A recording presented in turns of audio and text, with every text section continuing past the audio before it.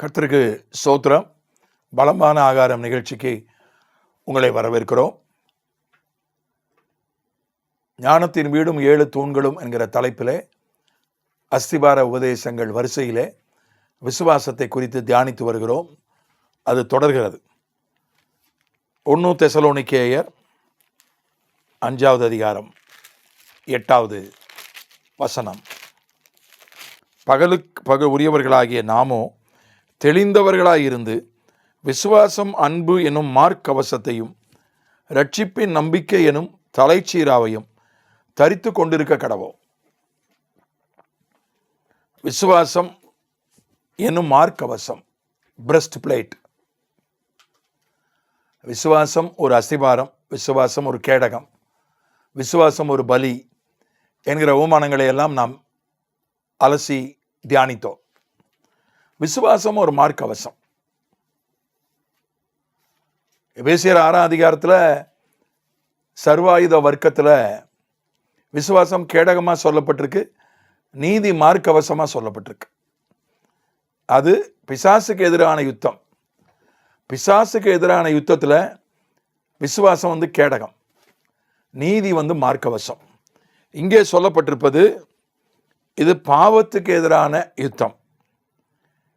ஏனென்றால் இங்கே என்ன சொல்லப்பட்டிருக்கிறது என்றால் 7வது வசனத்தில், தூங்குகிறவர்கள் ராத்திரியிலே தூங்குவார்கள், வெறி கொள்கிறவர்கள் ராத்திரியிலே வெறி கொள்வார்கள்.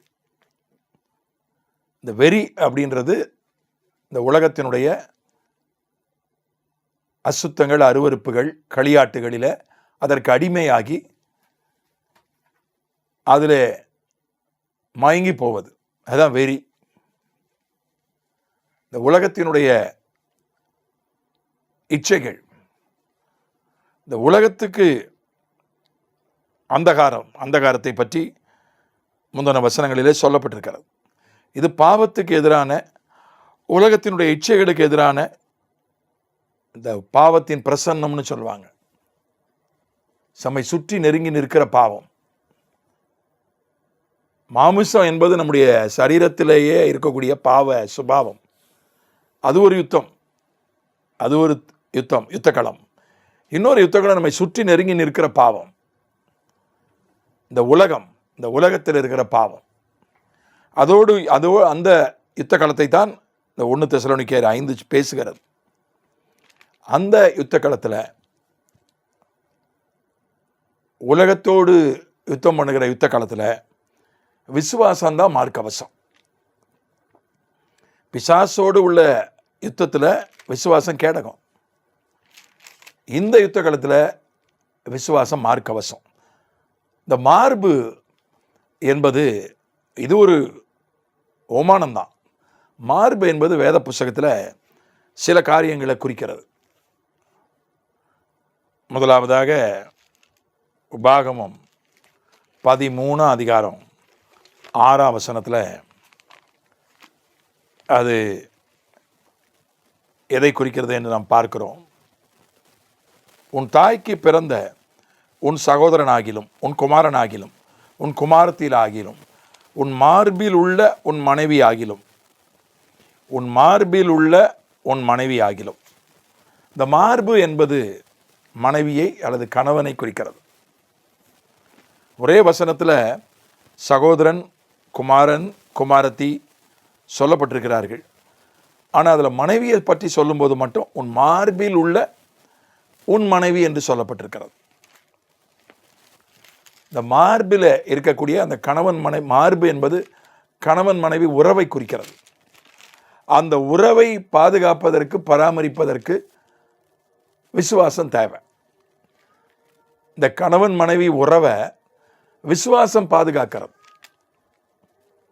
விசுவாசம் இல்லைன்னா கணவன் மனைவியோட வாழ முடியாது, மனைவி கணவனோட வாழ முடியாது. விசுவாசம் இல்லைன்னா கல்யாணமே முதல்ல கட்ட முடியாது. படித்த நல்ல வேலையில் இருக்கிற நவநாகரிகமுள்ள பெண்கள் நடுவில், இந்தியாவில் தான், வெளிநாட்டில் இல்லை, இந்தியாவில் ஒரு கணக்கெடுப்பு எடுத்தாங்க. அதில் 40% பெண்கள் என்ன சொன்னாங்க, ஐயோயோ நாங்கள் ஏற்கனவே ஒரு பாஸுக்கிட்ட மாட்டிகிட்டு இருக்கிறோம், நல்ல வேலை தான், நல்ல மரியாதை, நல்ல சம்பளம், சந்தோஷமாக இருக்கும். ஆனால் அந்த பாஸுக்கிட்ட நாங்கள் மாட்டிகிட்ருக்குறோம். அந்த பாஸுக்கு நாங்கள் பதில் சொல்ல முடியாது. அவர் எங்களை வச்சு செய்கிறாரு. இன்னொரு பாஸுக்கிட்ட நாங்கள் 2வது பாஸுக்கிட்ட மாட்ட தயாராக இல்லை. கல்யாணம் பண்ணி கணவன் என்கிற இன்னொரு பாஸுக்கிட்ட, அப்புறம் மாமியார்ன்ற 3வது பாஸு, ஐயோ எங்களால் முடியாதுப்பா, எங்களுக்கு கல்யாணமே வேண்டாம், நாங்கள் எப்படி இருந்துட்டு போகிறோம். 40% பேர் படித்து வேலை பார்க்கிற பட்டணவாசிகள், நாகரீக பெண்கள் இந்தியாவில் சொல்லியிருக்கிறாங்க. இது ஒரு நம்பகமான ஒரு பத்திரிகையில் வந்த செய்தி. ஏன் சொல்கிறேன்னா, அதுக்கு ஒரு விசுவாசம் வேணும். கல்யாணம் பண்ணுறதுக்கு ஒரு விசுவாசம் வேணும். அதே மாதிரி ஆண்களுக்கும் ஒரு விசுவாசம் வேணும். ஏன்னா பழைய காலம் மாதிரி இல்லை. பெண்கள் பழைய காலம் மாதிரி ஏதோ ஒரு ஆடு மாடு மாதிரி இல்லை. இப்போ பெண்கள் சம உரிமை பெற்றிருக்கிறார்கள். கேள்வி கேட்கிறார்கள், கணக்கு கேட்கிறார்கள். அவர்கள் எதிர்பார்ப்பு அதிகமாக இருக்குது. முன்பு மாதிரி ஏதோ கல்யாணம் கட்டி கஞ்சி ஊற்றினா போதும், சோறு போட்டால் போதும், கண் கலங்காமல் பார்த்துக்கிட்டா போதுன்றது இல்லை. இப்போ பெண்களுடைய எதிர்பார்ப்பு, டிமாண்டிங் வைஃப்ஸ், எதிர்பார்ப்பு அதிகமாகிடுச்சு. உரிமை, சம உரிமை, அதே மாதிரி கேள்வி கேட்குறாங்க, கணக்கு கேட்குறாங்க, எல்லாமே. அப்போ அப்படிப்பட்ட ஒரு பெண்ணை அப்படிப்பட்ட சூழ்நிலையில் கல்யாணம் பண்ணுறதுக்கு அநேகருக்கு தைரியம் இல்லை. அதனால் அவங்க அதுக்கு ஒரு விசுவாசம் வேணும். கணவன் மனைவி உறவை ஏற்படுத்தி கொள்றதுக்கு முதல்ல ஒரு விசுவாசம் தேவை. கல்யாணம் கூட பண்ணி வச்சுருவாங்க. அப்பா அம்மா வந்து போட்டு மிரட்டி ஆகிலும், உருட்டி ஆகிலும், அழுதாகிலும், ஆசை காட்டி ஆகிலும், எப்படியோ கணவன் அப்பா அம்மா ஒரு கல்யாணத்தை கூட பண்ணி வச்சிடலாம். ஆனால் அதுக்கப்புறம் அந்த கணவன் மனைவி உறவை காப்பதற்கு விசுவாசம் தேவை. 1 கொரிந்தியர்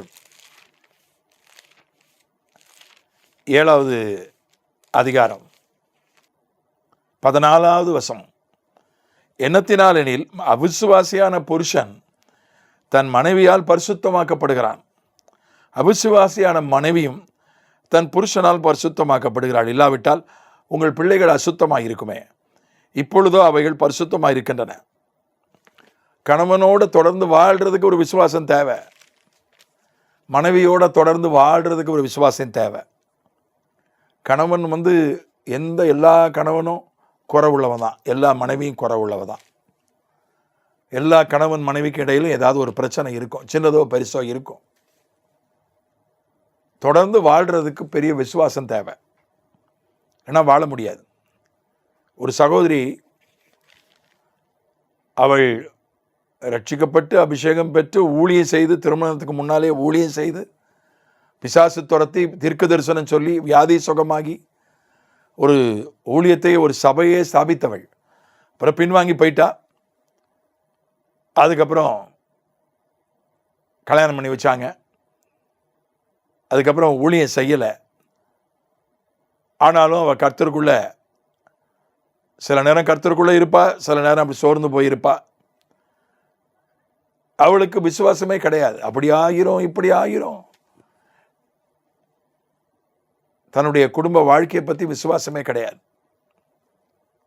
எப்பொழுதும் தன்னுடைய பெற்றோரிடத்தில் போய் புலம்புறது, அது இல்லை இது இல்லை, என்ன கல்யாணம் வச்சு கொடுத்தீங்க அப்படின்னு புலம்புறது. அவங்க பெற்றோரும் இவளுக்கு இவள் கேட்பதெல்லாம் செஞ்சு கொடுப்பாங்க. அப்புறம் பொருளாதார ரீதியாக அவங்கள ஆசீர்வதிச்சார் ஆண்டவர். பொருளாதார ரீதியாக குறையில்லாமல் ஆகிடுச்சு. ஆனாலும் அதுக்கப்புறமும் விசுவாசம் இல்லை. தன்னுடைய கணவன் அவள் விவாகரத்து செய்து விட்டாள். தன்னுடைய தோழிகளிடத்தில் என்ன சொன்னா, நான் போய் ஒரு இடத்துல போய் நான் ஜாதகம் பார்த்தேன். யார்? ஊழியம் செய்த சகோதரி பின்வாங்கி போய் ஜாதகம் பார்த்துருக்கிறார். அப்போ அந்த ஜாதகக்காரன் சொன்னானா, ஜோசியக்காரன் சொன்னானா, நீங்கள் 2 பேரும் சேர்ந்து இருந்தால் யாராவது ஒருத்தர் செத்துருவீங்க, உங்கள் 2 பேருடைய ஜாதகமும் சரியில்லை, யாராவது ஒருத்தர் செத்துருவீங்க, அதனால் நீங்கள் ஒன்றா இல்லாமல் இருக்கிறது நல்லது, ஒருத்தர் முகத்தை ஒருத்தர் பார்க்காம இருக்கிறது நல்லதுன்னு ஜோசியக்காரன் சொல்லியிருக்கிறான். அதனால தான் நான் விவாகரத்து பண்ணினேன்னு தன்னுடைய தோழிகளிடத்தில் சொல்லியிருக்கிறாள். ஒருவேளை அது உண்மையாகவே இருக்கட்டும், ஜோசியக்காரன் சொல்லியிருக்கலாம். விசுவாசம் எங்கே போச்சு? விசுவாசம் எங்கே போச்சு? ஆண்டவர் என்னுடைய குடும்ப வாழ்க்கையை பாதுகாப்பார், என்னுடைய குடும்ப வாழ்க்கையை கர்த்தர் காப்பார் என்று கர்த்தர் மேலே விசுவாசம் வைப்பது. கர்த்தர் தந்த கணவன், கர்த்தர் தந்த மனைவி, கர்த்தர் தந்த குடும்பம், கர்த்தர் குடும்பத்தை கட்டி எழுப்புவார் என்கிற விசுவாசம் இல்லைன்னா கணவனோட மனைவியோடு சேர்ந்து வாழ முடியாது. அதுதான் விசுவாசத்துக்கு பேர் மார்க்கவசம். கணவன் மனைவி என்கிற உறவை பாதுகாக்கிற ஒரு கவசம். ரெண்டாவதா நம்ம வாசிக்கிறோம் என்னாகமம் 11 அதிகாரம் 12வது வசனம். இவர்களுடைய பிதாக்களுக்கு ஆணையிட்டு கொடுத்த தேசத்துக்கு நீ இவர்களை முளை உண்கிற பாலகனை தகப்பன் சுமந்து கொண்டு போவது போல உன் மார்பிலே அணைத்து கொண்டு போ என்று நீ என்னோட சொல்லும்படி இந்த ஜனங்களையெல்லாம் கர்ப்பம் தரித்தேனா? உன் மார்பிலே இவர்களை சுமந்து அணைத்து கொண்டு போ என்று என்னிடத்தில் சொல்வதற்கு நான் என்ன இவர்களை எல்லாம் கர்ப்பம் தரித்தேனா? என் பிள்ளைகளா? மார்பில் அணைத்து கொண்டு இவர்களெல்லாம் கொண்டு போன்னு சொல்கிறதுக்கு என்ன இவங்களாம் என் பிள்ளைகளா அப்படின்னு மோசே இஸ்ரவேல் ஜனங்களை பற்றி சொல்கிறான். இப்போ மார்பு என்பது பிள்ளைகளை குறிக்கிறது. பிள்ளைகள் பெற்றோர் உறவை குறிக்கிறது. ஒரு குழந்தை பெற்றுக்கிறதுக்கு ரொம்ப விசுவாசம் வேணும். ஒரு சகோதரி, நான் ஒரு குறிப்பிட்ட ஊரில் ஒரு ஆராதனைக்கு போயிருந்தேன். ஆராதனை முடிந்த உடனே ஜெபிக்கும்படி வந்திருந்தார்கள். ஓரளவுக்கு அந்த சபைக்கு வந்திருந்த பெரும்பாலோர் வரிசையில் நின்று ஜெபித்து கொண்டார்கள். ஏன்னா அந்த பாஸ்டர் என்னுடைய ஆவிக்குரிய சீடர். அவர் ஊழியத்துக்கு வருவதற்கு நான் ஒரு முக்கியமான தூண்டுகோலாக இருந்திருக்கிறேன். அதனால் அப்போ ஒரு சகோதரி வந்து என்னிடத்துல சொன்னார்கள், நான் கர்ப்பம் தரித்திருக்கிறேன், மருத்துவர்களெல்லாம் சொல்லிவிட்டார்கள், எல்லா சோதனையும் செய்துவிட்டு உள்ளுக்குள்ளே இருக்கிற குழந்தை குறைவுள்ள குழந்தை, அதை நீங்கள் இந்த குழந்தையை கருக்கலைப்பு செய்து விடுங்கள் என்று சொல்லிவிட்டார்கள். அந்த சகோதரியே ஒரு கால் பலவீனம் உள்ள சகோதரி தான். அதனால் ஆனால் எனக்கு மனசு வரலை. நான் ஆண்டவருடைய பிள்ளை, கருக்கலைப்பு செய்வதற்கு மனசு வரலை. ஆனால் எனக்கு பயமாக இருக்குது. குறைவுள்ள குழந்தை பிறந்ததுன்னா அவங்க ரொம்ப பயங்கரமாக சொல்கிறாங்க, இந்த குழந்தைய எப்படி என்னால் வளர்க்க முடியும்?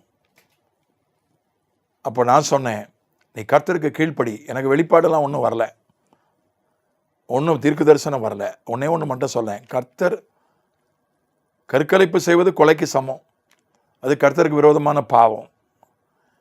நீ கர்த்தருக்கு கீழ்ப்படி, கர்த்தர் நிச்சயமாக உனக்கு உதவி செய்வார், அற்புதம் செய்வார் என்று நான் சொன்னேன். அந்த சகோதரி அந்த ஆலோசனையை ஏற்றுக்கொண்டு அவள் கருக்கலைப்பு செய்யவில்லை, குழந்தை பெற்றெடுத்தாள். அந்த குழந்தைக்கு பிரதிஷ்டை செய்யும்படி எடுத்துக்கொண்டு போனாள். பெண் குழந்தை நல்ல சுகத்தோடு பலத்தோடு பிறந்தது. எடுத்துக்கொண்டு போன போது பாஸ்டர் இடத்துல என்ன பேர்னு பாஸ்டர் கேட்டார். பிரைட்டா என்று பேர் சொன்னாள். அப்போது அவர் கேட்டார், என்ன பெண் குழந்தைக்கு போய் பிரைட்டான்னு பேர் வைக்கிறியே? இல்லை, பிரைட் கெனடின்னு ஒரு ஊழியக்காரர் வந்திருந்தார், அவர் ஆலோசனை சொல்லி அதன்படி பிறந்த குழந்தை. அவர் ஜெபித்து சுகத்தோட பலத்தோடு பிறந்திருக்கிறது என் குழந்தை, அதனால தான் அந்த பேரை வச்சிருக்கிறேன். அந்த பாஸ்டர் இன்னொரு பாஸ்டர் இடத்துல சொல்லி அந்த பாஸ்டர் எனக்கு ஃபோன் பண்ணார், உன் பேர குழந்தைகளுக்கு கூட உன் பேர் வைக்கிறாங்களோ என்னவோ, யாரோ ஒரு வீட்டில் உன் பேர் வச்சிருக்கிறாங்க என்று அவர் பேசினார். கர்த்தருக்கு ஸ்தோத்திரம். அதில் என்னுடைய பங்கு ஒன்றும் இல்லை, கர்த்தருக்கு மகிமை. அந்த சகோதரிக்குள்ள ஒரு விசுவாசம், இந்த குழந்தைய நான் பெற்றெடுத்தா நிச்சயமாக இந்த குழந்தை நல்ல சுகத்தோடு தான் பிறக்கும், இந்த குழந்தைய கர்த்தர் பார்த்து கொள்வார். டாக்டர்கள் கலைக்க சொல்கிறார்கள், கர்த்தர் பார்த்து கொள்வார். சமீபத்தில் ஒரு தம்பதியர் என்னிடத்தில் ஆலோசனைக்கு வந்தார்கள், தொலைபேசியில் அணுகினார்கள். ஏற்கனவே ஒரு குழந்தையை கலைத்து விட்டார்கள். அந்த குழந்தை குறை உள்ள குழந்தைன்னு டாக்டர்கள் சொல்லி ஏற்கனவே அந்த ஒரு குழந்தையை கலைத்து விட்டார்கள். 2வது குழந்தையும் பல டாக்டர்கள், 6 டாக்டர் என்னமோ சொன்னாங்க, எல்லா சோதனைகளையும் பார்த்து அவர்கள் 6 இடத்துக்கு போய் 6 இடத்துலையும் சொல்லிட்டாங்க, குறை உள்ள குழந்தை, கருக்கலைப்பு செய்து விடுகிறீர்கள். நான் அவங்களுக்கு இந்த சம்பவத்தை தான் சொன்னேன். இந்த பிரைட்டா என்கிற மகள் உடைய சாட்சியை சொல்லி தான் அவர்களுக்கு நான் ஆலோசனை சொன்னேன். நீங்கள் ஜெபித்து முடிவிடுங்கள் என்று சொன்னேன். ஒரு குழந்தையை பெற்றெடுக்கிறதுக்கு விசுவாசம் வேணும். மேற்கத்திய நாடுகளில் குழந்தை பெற்றுக்கொள்றதே இல்லை. இங்கிலாந்து, பிரான்ஸ் போன்ற நாடுகளில் சொல்கிறாங்க, நீங்கள் கல்யாணம் பண்ணாட்டாலும் பரவாயில்ல, குழந்தையாவது பெற்றுக்கொள்ளுங்கன்னு சொல்கிறாங்க. அதை நாங்கள் வளர்க்குறோம், உங்களுக்கு சம்பளம் தரோன்றாங்க. குழந்தையினுடைய செலவெல்லாம் நாங்கள் ஏற்றுக்கிறோம், அதுபோக உங்களுக்கு சம்பளம் தரோம் வளர்க்குறதுக்கு. மேற்கத்திய நாடுகளில் யாரும் குழந்தையை அவன் அதை வளர்ப்பான், அவங்களுக்கு விசுவாசம் இல்லை. அதை வளர்க்கணும், அதை படிக்க வைக்கணும், அதை பாதுகாக்கணும், விசுவாசம் இல்லை. பெற்றோர் பிள்ளைகள் உறவு காக்கப்படுவதற்கும் பிள்ளையை படிக்க வைக்கணும், பாதுகாக்கணும், அதை நல்வழிப்படுத்தணும், கல்யாணம் பண்ணணும், வேலை வாங்கி கொடுக்கணும், அதுக்கு ஒரு விசுவாசம் வேணும். அந்த காலத்தில் ஏழை மக்கள் கூட 10 பிள்ளை 8 பிள்ளை பெற்றாங்க. இப்போ பணக்காரர்கள் கூட ஒரு பிள்ளை பெறதுக்கு ரொம்ப யோசிக்கிறாங்க. நம்ம இந்தியாவில் இன்னும் அந்த அளவுக்கு மோசமாக போயிடலை. ஆனாலும் பெற்றோர் பிள்ளைகள் உறவு அது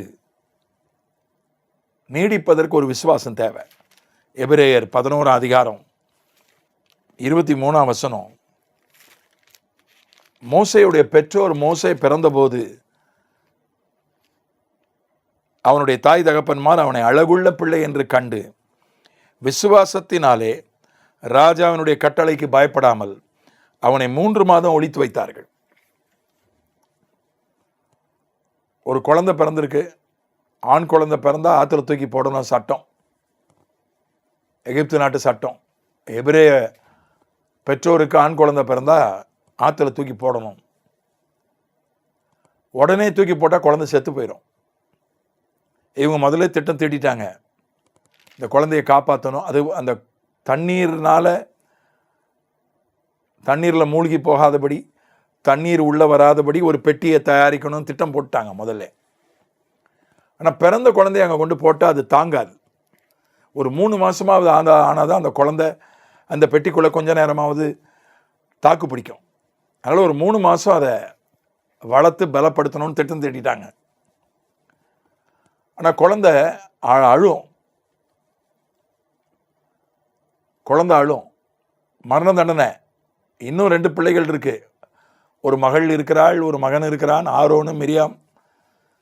மரண தண்டனை கொடுத்துட்டாங்கன்னா அந்த 2 பிள்ளைகள் அனாதையாக நிற்குமே, அப்படிலாம் அவங்க யோசிக்கலை. அவங்க விசுவாசிச்சாங்க, இந்த குழந்தையை கொண்டு போய் என்ன செஞ்சிடணும், ஒரு தண்ணீர் போகாத ஒரு பெட்டியில் வைத்து காப்பாற்றணும். அதுக்கு அது 3 மாதமாவது வளரணும், 3 மாதம் ஒளிச்சு வைக்கணும். ஒரு விசுவாசத்தினால் அதை செய்தார்கள். அதே போல் மோசே காக்கப்பட்டான். அவன் ஒரு பெரிய நாட்டுக்கு தலைவனாய், தீர்க்கதரிசியாய், மீட்பராய் எழும்பினான். அது அந்த பெற்றோருடைய விசுவாசம். அந்த பெற்றோருக்கு விசுவாசம் இல்லைன்னா அன்னைக்கே குழந்தைய தூக்கி தண்ணியில் போட்டிருப்பாங்க, ஒரு மோசே கிடைச்சிருக்க மாட்டான். இந்த பெற்றோர் பிள்ளைகள் நடுவில் இருக்கிற அந்த உறவு காக்கப்படுவதற்கு விசுவாசம் தேவை. என் பிள்ளைகளை கர்த்தர் ரட்சிப்பார், என் பிள்ளைகளை நிச்சயமாக ஒரு நாள் கர்த்தர் ஆசீர்வதிப்பார், உயர்த்துவார். அந்த விசுவாசம் தேவை. இந்த காலத்தில் கல்யாணம் ஆகிறதே பெரிய பாடாக இருக்கு. இந்த பிள்ளைகள் போடுற நிபந்தனைகள், அவ்வளோ நிபந்தனை போடுறாங்க. இப்படி இருக்கணும், அப்படி இருக்கணும், நான் பேசி பார்க்கணும். அவங்க போடுற லிஸ்ட் இருக்குல்ல, பெரிய லிஸ்ட் அது. அவங்க போடுற தகுதிகள், நிபந்தனைகள், 2 பேருமே, ஆண்களும் பெண்களும், பெரும்பாலோர் அப்படி தான் போடுறாங்க. இப்போ அவங்களுக்கு கல்யாணம் ஆகணும்னா அது பெரிய பெற்றோருக்கு பெரிய விசுவாசம் தேவை. இந்த பெற்றோர் பிள்ளைகள் உறவு மார்பு என்பது பெற்றோர் பிள்ளை உறவை குறிக்கிற ஒரு ஓமானம். விசுவாசம்தான் பெற்றோர் பிள்ளைகள் உறவை காக்கிறது. படிப்பாகட்டும், என்னுடைய 3 பிள்ளைகளில் ஒருத்தன் ஒரு பிள்ளை, 3 பிள்ளைகளில் ஒரு பிள்ளை கல்லூரியிலே முதல் மாணவனாய் வருவான்.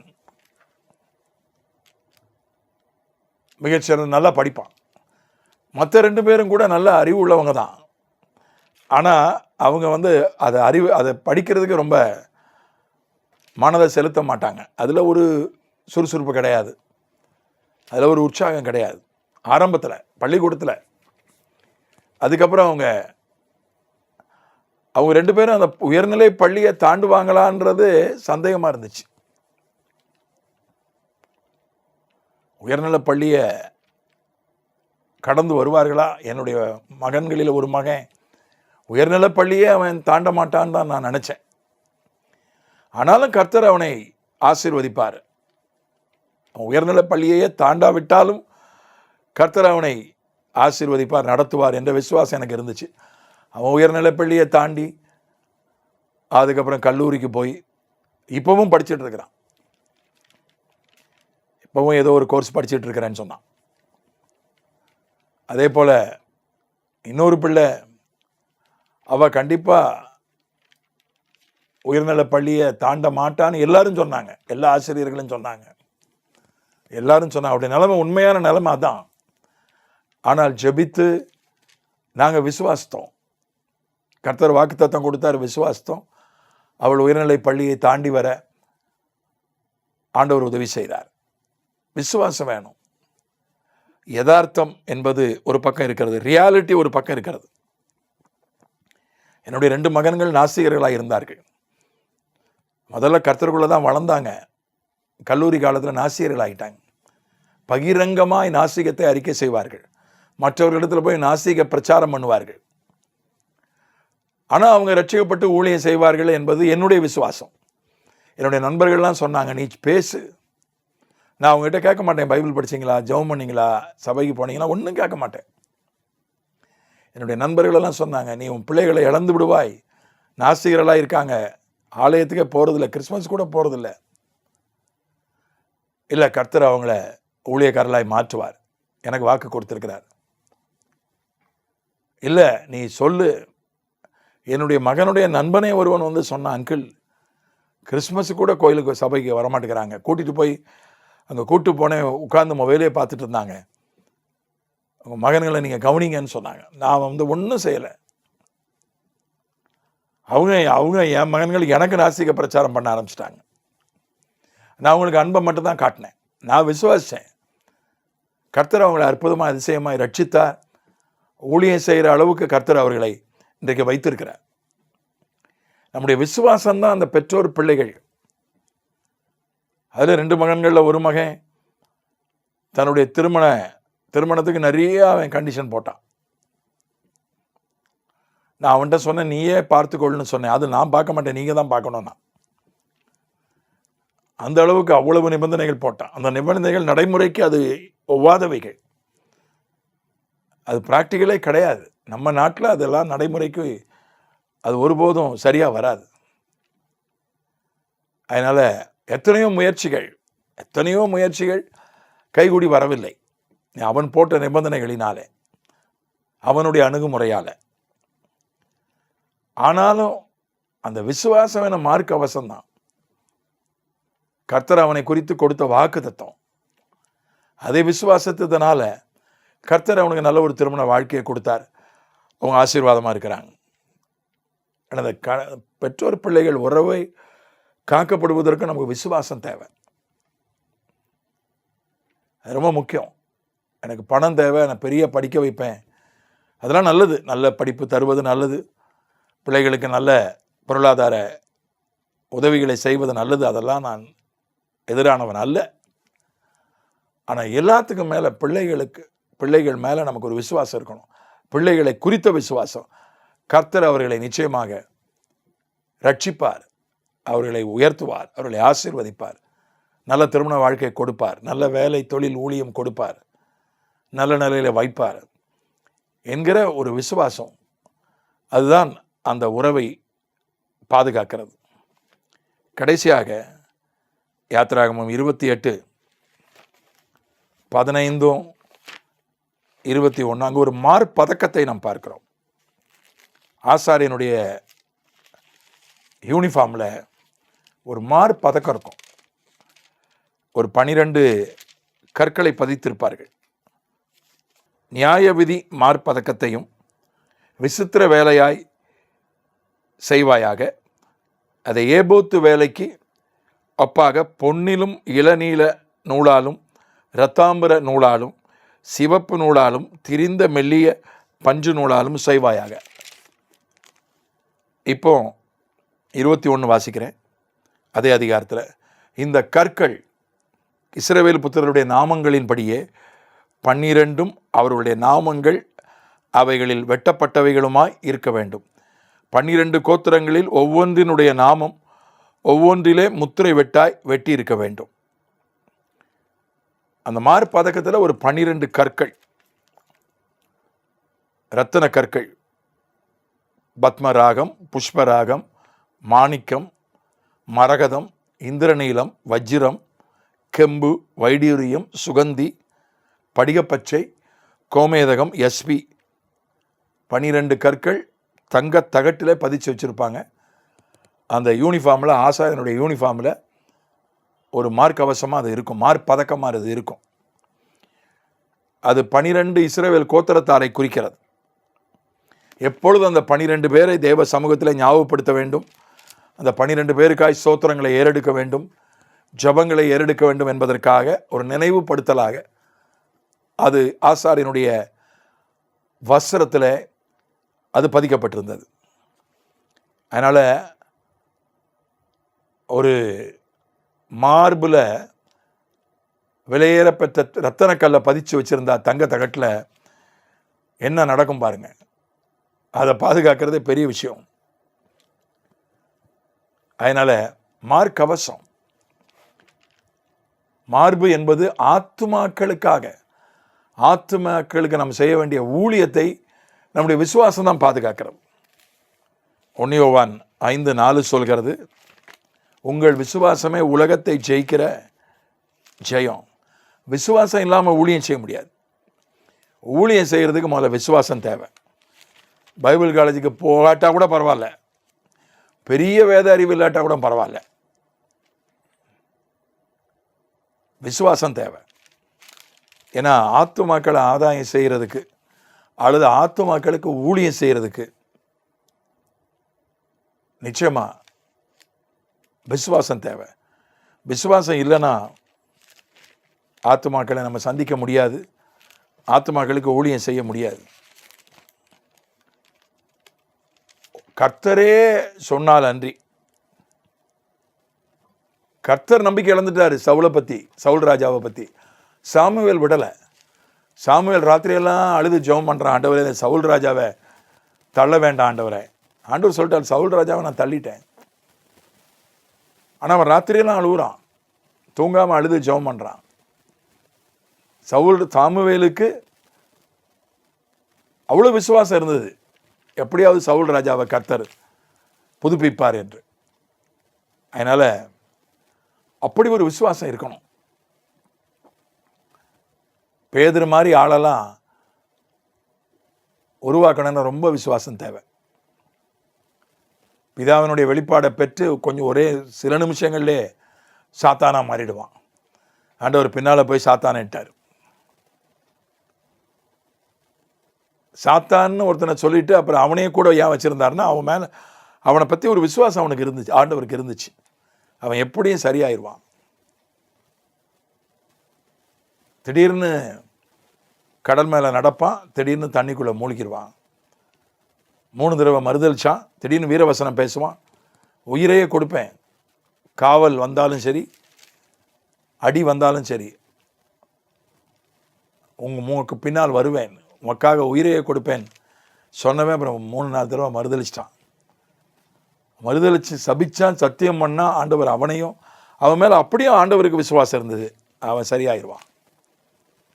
உயிர் தெழுந்து அவனுக்கு தரிசனமாகிறார். பல தடவை தரிசனமாகிட்டாரு. ஆனாலும் பின்வாங்கி போயிட்டான். பழைய தொழிலுக்கு மீன் பிடிக்க போயிட்டான். அங்கேயும் தேடி வந்தார். அங்கேயும் தேடி வந்து நீ ஆடுகளை மேய்ப்பாயாகன்னு சொன்னார். ஏன்னா அவனை பற்றி அவருக்கு விசுவாசம் இருந்துச்சு. அந்த மாதிரி இவனா குடிகாரனா அவன் ரசிக்கப்பட மாட்டான். மதவாத இயக்கத்தை சேர்ந்தவனா அவன் ரசிக்கப்பட மாட்டான். அரசியல்வாதியா அவன் ரசிக்கப்பட மாட்டான். பணக்காரனா அவன் ரசிக்கப்பட மாட்டான். இப்படி நம்ம சொன்னால் நமக்கு விசுவாசம் இல்லைன்னு அர்த்தம். இவனெல்லாம் நம்ம வழி நடத்த முடியாது. ரொம்ப திமிர் பிடிச்சவன், தனக்கு தான் எல்லாம் தெரியும் நினைக்கிறான் என்று ஒருத்தரை பற்றி நம்ம நினச்சோம்னா அது உண்மையாக கூட இருக்கலாம். ஆனால் நமக்கு ஒரு விசுவாசம் இருக்கணும். ஆத்துமாக்களுக்கு ஊழியம் செய்யும்போது அந்த ஆத்துமாக்களை கர்த்தர் ரட்சிப்பார், அந்த ஆத்துமாக்களை கர்த்தர் மறுரூபமாக்குவார், மாற்றுவார் என்கிற சபை ஊழியமோ, சுவிசேஷ ஊழியமோ, மிஷினரி ஊழியமோ, சிறுவர் ஊழியமோ, வாலிபர் ஊழியமோ, அது மீடியாவோ, எந்த ஊழியமோ, பகுதி நேர ஊழியமோ, முழு நேர ஊழியமோ, ஒரு விசுவாசி என்கிற நிலையில் நீங்கள் செய்கிற ஊழியமோ, விசுவாசம் இருந்தால் தான் நீங்கள் ஊழியம் செய்ய முடியும். விசுவாசம் ஒரு கவசம், உங்கள் ஊழியத்துக்கு ஒரு கவசம். ஊழியத்தில் சவால்கள் வரும்போது, ஊழியத்திலே சோர்வுகள் வரும்போது விசுவாசம்தான் கவசமாக ஊழியத்தை பாதுகாக்கிறது. பிதாவே, இயேசுவின் நாமத்தில் விசுவாசம் எனும் மார்க்கவசத்தை எங்களுக்கு தந்திருக்கிறதுக்காக ஸ்தோத்திரம். இந்த பாவ உலகத்தோடு நாங்கள் போராடுகிற இந்த யுத்த களத்தில் எங்களுக்கு விசுவாசம் எனும் மார்க்கவசத்தை தந்திருக்கிறதுக்காக ஸ்தோத்திரம். கணவன் என் மனைவி என்கிற உறவு ஏற்படவும் அது நிலைத்திருக்கவும் எங்கள் விசுவாசம்தான் அதுக்கு கவசமாக இருக்கு. கணவனை பற்றி விசுவாசிக்க, மனைவியை பற்றி விசுவாசிக்க, என் மனைவி வீட்டோரங்களில் கனிதிறந்த திராட்சை கொடியாக இருப்பாள் என்று சகோதரர்கள் விசுவாசிக்க, அவள் புருஷன் பட்டணத்து மூப்பர்களோடு உட்கார்ந்திருக்கையில் பெயர் பெற்றவனாய் இருப்பான் என்று சகோதரிமார் விசுவாசிக்க உதவி செய்யும். ஆண்டவரே, பெற்றோர் பிள்ளைகள் உறவை காக்கிற ஒரு விசுவாசம் ஒரு கேடகமாக இருக்கிறதுக்காக ஸ்தோத்திரம். ஆண்டவரே, நானும் என் பிள்ளைகளும் அற்புதங்களாயும் அடையாளங்களாயும் இருக்கிறோம் என்று ஏசாயா 8:18 ஏசாயா சொன்ன வண்ணமாக அப்படிப்பட்ட ஒரு விசுவாசம் என் மேலே வச்ச ஆவியை என் பிள்ளைகள் மேலே கர்த்தர் வைப்பார் என்கிற விசுவாசம், அப்படிப்பட்ட விசுவாசத்தை பெற்றோருக்கு தாரும். பிள்ளைகளுடைய திருமணத்தை பற்றி, பிள்ளைகளுடைய வேலையை பற்றி, பிள்ளைகளுடைய ரட்சிப்பை பற்றி, ஆண்டவரே, பிள்ளைகளுடைய பொருளாதாரத்தை பற்றி, பிள்ளைகளுடைய குடும்ப வாழ்க்கையை பற்றி ஒரு விசுவாசத்தை பெற்றோருக்கு கட்டளையிடுவீராக. ஊழியத்தை பற்றி, ஊழியத்தில் சவால்களை சந்தித்து கொண்டிருக்கிறவர்கள், சோர்ந்து போயிருக்கிறவர்கள், அவர்கள் விசுவாசிப்பதற்கு அவர்களுக்கு உதவி செய்யும். விசுவாசத்தினால் தங்கள் ஊழியத்தை அவர்கள் காத்துக்கொள்ள, விசுவாசத்தினால் நீதிமான் பிழைப்பான். ஆண்டவரே, உங்கள் விசுவாசமே உலகத்தை ஜெயிக்கிற ஜெயம். தேவனால் பிறப்பதெல்லாம் உலகத்தை ஜெயிக்கும். நாங்கள் உலகத்தை ஜெயிக்கிறவர்களாக விளங்க எங்களுக்கு அனுகிரகம் செய்யும். இயேசுவின் மூலம் பிதாவே, ஆமென்.